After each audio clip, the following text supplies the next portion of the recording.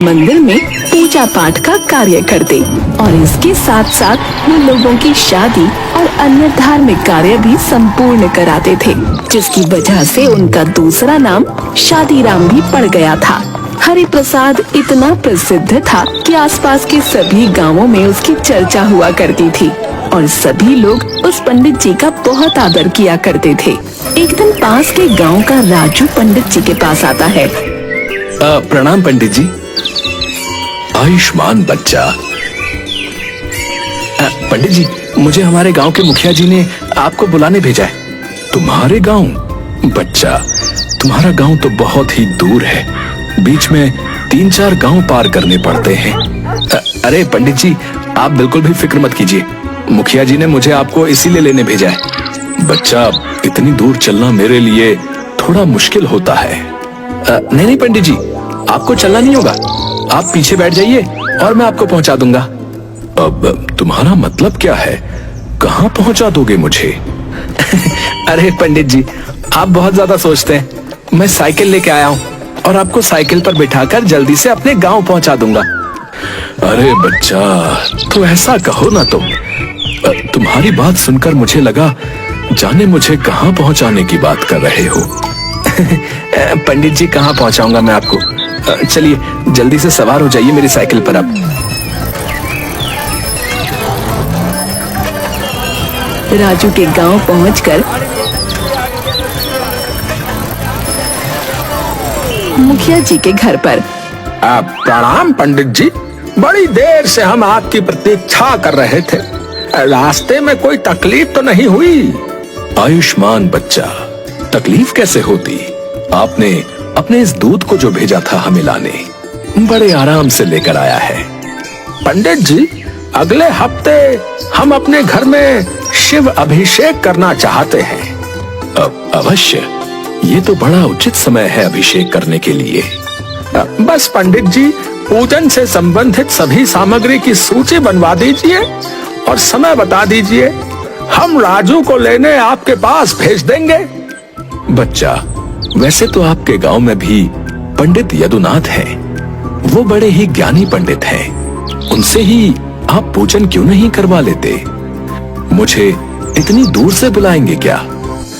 नहीं पंडित जी, पूजन तो हम आपके हाथों से ही करवाएंगे। हाँ, आखिर आप आसपास के 10 गांवों में सबसे ज्यादा ज्ञानी पंडित हैं और फिर पूजा पाठ में हम किसी भी तरह की कोई गलती करने की गुंजाइश नहीं रख सकते।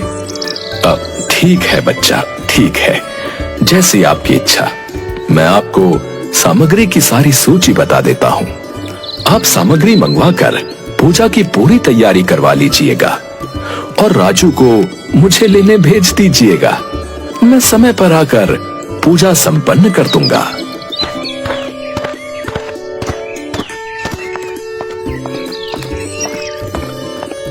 पंडित हरि प्रसाद मुखिया जी और उनकी पत्नी को पूजा संबंधित सभी सामग्री की सूची बता देते हैं।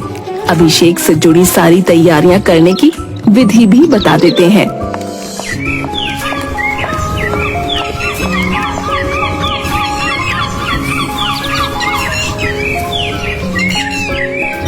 हरि प्रसाद इतने प्रसिद्ध थे कि सभी लोग उन्हीं से अपना धार्मिक कार्य कराने के लिए दूर दूर गांव से बुलाया करते थे। 3 दिनों बाद फिर से मुखिया जी के घर पर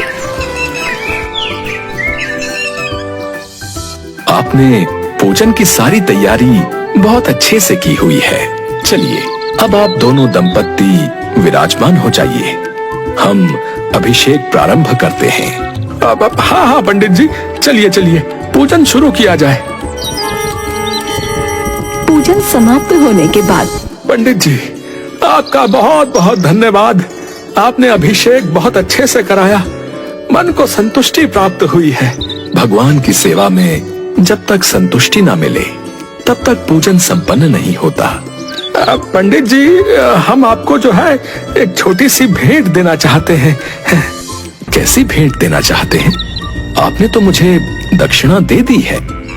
मुखिया पंडित जी को भेंट स्वरूप एक गाय देते हैं।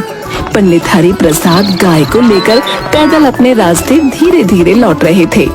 जिस रास्ते से पंडित हरि प्रसाद लौट रहे थे, उस रास्ते पर 4 ठग रहते थे, गोपी, जग्गू, कालिया और बिल्लू। वो आने जाने वाले लोगों को लूटा करते थे। जब उन 4 ठगों ने पंडित जी को देखा तो आपस में बोलने लगे, आज तो सुबह से कोई भी नहीं मिला है यार, और हमारे खाने पीने की व्यवस्था भी नहीं हुई है। चलो बे, आज हम इस पंडित को ही लूट लेते हैं और इससे ये गाय ठग लेते हैं। क्या बोलते हो? अबे ओ, अगर पंडित जी को हमने मारा ना तो सारे गांव वाले हमें छोड़ेंगे नहीं, भूत बना देंगे, बता रहा हूँ। और फिर यार हमें पाप भी बहुत लगेगा यार।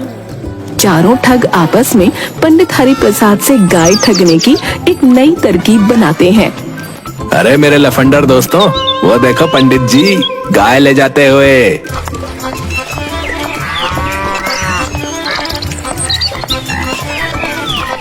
अरे यार आज का दिन अच्छा लग रहा है भाई, पंडित जी मोटी दक्षिणा लेकर आ रहे हैं। इनके पास इस गाय का क्या काम? चलो दोस्तों, हो जाओ शुरू, चलो। और चारों ठग अपने अपने काम पर लग जाते हैं। पंडित हरि प्रसाद जब पहले गांव पहुंचने वाले होते हैं तो वहाँ पहला ठग गोपी एक साधारण व्यक्ति की तरह उन्हें मिलता है। राम राम पंडित जी। प्रणाम करता है और उनके पैर पड़ने के लिए झुकता है, लेकिन वो रुक जाता है और पंडित जी से बोलता है, पंडित जी आप तो बहुत ज्यादा प्रसिद्ध पंडित हैं और लोग आपकी बहुत इज्जत करते हैं, लेकिन ये क्या, आप इस गधे के साथ क्या कर रहे हैं? गोपी की बात सुनकर पंडित जी गुस्सा हो जाते हैं और बोलते हैं, अरे मूर्ख, ये गधा नहीं, गाय है, गाय। अरे पंडित जी आप भी कैसी बात कर रहे हैं? अरे आप इतने बड़े ज्ञानी हैं, ये गाय नहीं है, देखो ना गधा है। अरे आपको किसी ने बेवकूफ बना दिया है। तुम ही मूर्ख हो, ये गधा नहीं गाय है। इतना बोलकर पंडित जी आगे निकल जाते हैं। पंडित जी आगे तो निकल गए, लेकिन इस घटना की वजह से पंडित जी को एक भ्रम सा हो जाता है और फिर वो खुद से बातें करने लगते हैं। अजीब व्यक्ति था, अच्छी भली गाय को गधा बता रहा था। धीरे धीरे पंडित जी आगे बढ़ ही रहे थे कि वो दूसरे गांव पहुंचने वाले होते हैं और उन्हें वहां दूसरा ठग जग्गू मिलता है, जो कि बिल्कुल साधारण व्यक्ति की तरह वहां खड़ा था। अरे पंडित जी राम राम, कहाँ की यात्रा पे निकले हैं? जग्गू भी पंडित जी के पैर पड़ने के लिए झुकता है, लेकिन वो भी गोपी की तरह रुक जाता है। पंडित हरि प्रसाद के मन में उथल पुथल सी होती है। क्या हुआ बालक, तुम पैर पड़ने जा रहे थे, परंतु बीच में ही क्यों रुक गए? ऐसा नहीं है पंडित जी, मेरा ध्यान तो आपके इस गधे को देखकर उसकी तरफ आकर्षित हो गया। मतलब आप इस गधे को साथ लेकर के घूम रहे? अरे इससे आप खंडित हो जाएंगे और लोग आपके बारे में न जाने क्या क्या सोचेंगे। इससे बेहतर यही है कि आप इस गधे को भगा दीजिए। दूसरे ठग जग्गू की बात सुनकर पंडित जी को बहुत गुस्सा आता है और वो बोलते हैं, अरे तुम मूर्ख हो क्या, दिखाई नहीं देता ये गाय है और तुम बोल रहे हो कि गधा है? पंडित जी लगता है आपको किसी ने पागल बना दिया। ये गाय नहीं, ये तो गधा है और ये आपके साथ रहेगा तो आपकी क्या इज्जत रह जाएगी बताइए। कि सुनते ही पंडित जी सोचने लगे, ये न जाने क्या बोल रहा है, मैं तो गाय लाया हूँ, पर ये सब इसे गधा क्यों बोल रहे हैं? कहीं मैं सच में गधे को लेकर तो नहीं घूम रहा। खैर कोई बात नहीं, जैसी आपकी मर्जी। अच्छा मैं चलता हूँ। राम राम पंडित जी। अब पंडित जी सोच में पड़ जाते हैं। जग्गू वहाँ से चला जाता है और पंडित जी भी आगे बढ़ने लगते हैं। पंडित जी के दिमाग में अभी भी यही बात चल रही थी। ये सब कहीं सत्य तो नहीं बोल रहे कि मैं जिसे इतनी शान से लिए जा रहा हूँ वो एक गाय नहीं बल्कि एक गधा हो। अगले ही पल उनका दूसरा मन बोलता है, नहीं नहीं, ये गाय तो मुझे मुखिया जी ने भेंट स्वरूप दी है। वो एक प्रतिष्ठित व्यक्ति है, इसके साथ ही वो मेरे यजमान भी हैं। और भला एक यजमान अपने ब्राह्मण से ऐसा मजाक थोड़े ही कर सकता है। ये गाय है ना कि गधा। ये सब पागल हो गए हैं। मन में विचारों का समंदर लिए पंडित जी आगे बढ़ते जा रहे थे और जैसे ही वो तीसरे गांव में पहुंचने वाले होते हैं, उन्हें वहां तीसरा ठग कालिया मिलता है। राम राम पंडित जी, मैं तो धन्य हो गया, आज आपके दर्शन जो मिल गए। सुखी रहो बच्चा। कालिया पंडित जी के पैर पड़ने के लिए झुकता है, लेकिन कुछ देखकर रुक जाता है। पंडित जी थोड़ा गुस्से में पूछते हैं, क्या हुआ, तुम रुक क्यों गए? क्या पैर नहीं पड़ने मेरे?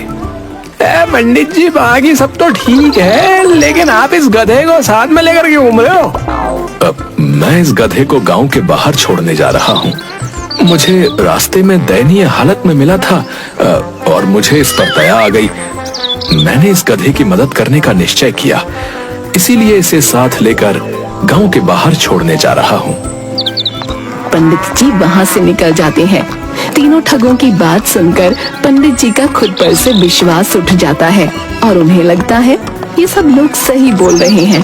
पंडित जी खुद से बोलते हैं, ये सब लोग सही बोल रहे हैं, मैं ही गलत हूँ। ये गाय नहीं, एक गधा है जिसे मैं बड़ी शान से लिए जा रहा हूँ। परंतु उनका मन इस बात को कहीं न कहीं मानने को तैयार नहीं हो रहा था। दूसरे ही पल उनके मन में विचार आता है, नहीं नहीं, ये सब गलत बोल रहे हैं और मैं ही सही कह रहा हूँ। ये गधा नहीं, एक गाय है। वो आगे बढ़ते जाते हैं, पर उनका विश्वास खुद पर से गिरने लगता है और वो अपने मन में विचार करने लगते हैं। अब मैं जल्दी अपने गांव पहुंचने वाला हूँ। अगर सच में ये गाय नहीं हुई और एक गधा हुआ तो लोग मेरे बारे में क्या सोचेंगे? सब मेरा मजाक उड़ाएंगे। आज जो लोग मेरी इतनी इज्जत करते हैं, कल सब मेरे पीठ पीछे हंसेंगे। इन सभी विचारों के साथ चलते चलते पंडित जी चौथे गांव पहुंचने वाले होते हैं कि उन्हें चौथा ठग दिखता है, जो है बिल्लू। राम राम पंडित जी, कहाँ थे आप? कई दिनों से आपके दर्शन नहीं हुए। इस बार पंडित जी बिल्लू के पैर पड़ने के लिए झुकने की प्रतीक्षा दिल से कर रहे होते हैं, पर इस बार भी पहले की ही तरह बिल्लू भी उनके पैर पड़ने के लिए झुकता तो है, लेकिन बीच में ही रुक जाता है। क्या हुआ, तुम बीच में ही क्यों रुक गए? क्या तुम अपने संस्कार भूल गए हो? तुम्हारे माता पिता ने तुम्हें पैर छूना नहीं सिखाया, बड़ों का आदर करना नहीं सिखाया? नहीं नहीं नहीं पंडित जी, क्षमा कीजिए, ऐसा कुछ भी नहीं है। मेरा ध्यान जो है ना आपके इस गधे पर जाकर रुक गया और फिर मैं समझ ही नहीं पाया कि कब मेरे हाथ आपके पैरों को बिना छुए वापस आ गए। मुझे क्षमा कीजिए, परंतु क्या आप बताएंगे कि आप इस गधे को साथ लेकर क्यों चल रहे हैं? मैं इस गधे को गांव के बाहर छोड़ने ही वाला था। पंडित जी, ये गधा जो है ना आपको शोभा नहीं देता। लोग आपके बारे में क्या सोचेंगे? है? आप इसे मुझे दे दीजिए, मैं इसे जो है गांव के बाहर छोड़ के आ जाऊंगा। तुम्हारा बहुत बहुत धन्यवाद। अब मुझे इस गधे को छोड़ने गांव के बाहर नहीं जाना पड़ेगा।